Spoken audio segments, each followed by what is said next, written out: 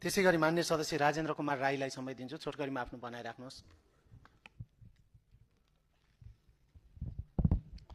सम्मानीय सभामुख महोदय, म सभामुखलाई एउटा निवेदन गर्न पर्यो। तपाईँ कान सुन्नुहुन्छ कि सुन्नुहुँदैन? सभामुखलाई यो निवेदन हो। मान्य सदस्य आफ्नो भनाई मर्यादामा बसेर बोल्नु होला। मान्य सदस्यलाई योभन्दा अगाडि बढ्नलाई म निर्देशन दिदिनँ, समय दिदिनँ। बस्नुहोस् मान्य सदस्य, बस्नुहोस्। मान्य सदस्यले सभामुखको अपहेलना गर्दै हुनुहुन्छ, सभाको अपहेलना गर्दै हुनुहुन्छ, त्यसकारणले बस्नुहोस्।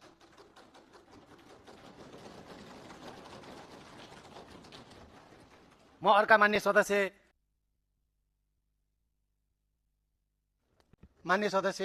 नियमावलीको कुन नियमावली हो? मान्य सदस्य ज्वाला सङ्ग्रौला, टीका सङ्ग्रौला।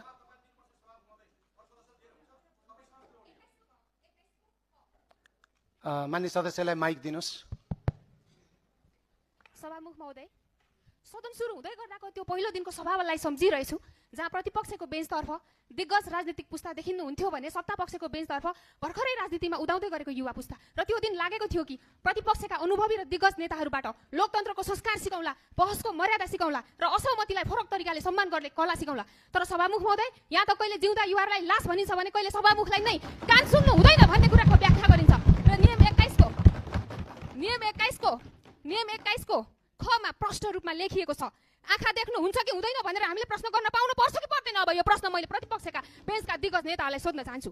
21 को खमा प्रष्ट रूपमा लेखिएको छ, सभामुखले पद अनुकूल आचरण गरेको छैन भन्ने प्रस्तावको छलफलको क्रममा बाहेक सभामुखको आचरणको आलोचना गर्न नहुने भन्ने कुरा प्रष्ट रूपमा लेखिएको हुँदाहुँदै जुरुक्क उठेर सभामुखले कान सुन्नुहुन्छ कि हुँदैन भन्ने कुरा त्यो नियतवश गरिएको हो कि र त्यसलाई कुन शब्दले भाषा मिलाउने हो, त्यो भाषा कस्तो हुन्छ, त्यो भाषा प्रष्ट रूपमा प्रतिपक्षका दिग्गज मान्यहरूले यहाँ प्रष्ट रूपमा भन्न पर्यो। यदि भन्न सक्नुहुन्न भने आज जुन कुरा बोलिएको छ सभामुखले यो कान सुन्नुहुन्छ कि हुँदैन भन्ने शब्द संसदको रेकर्डबाट हटाइयोस्। यदि हटाइएन भने,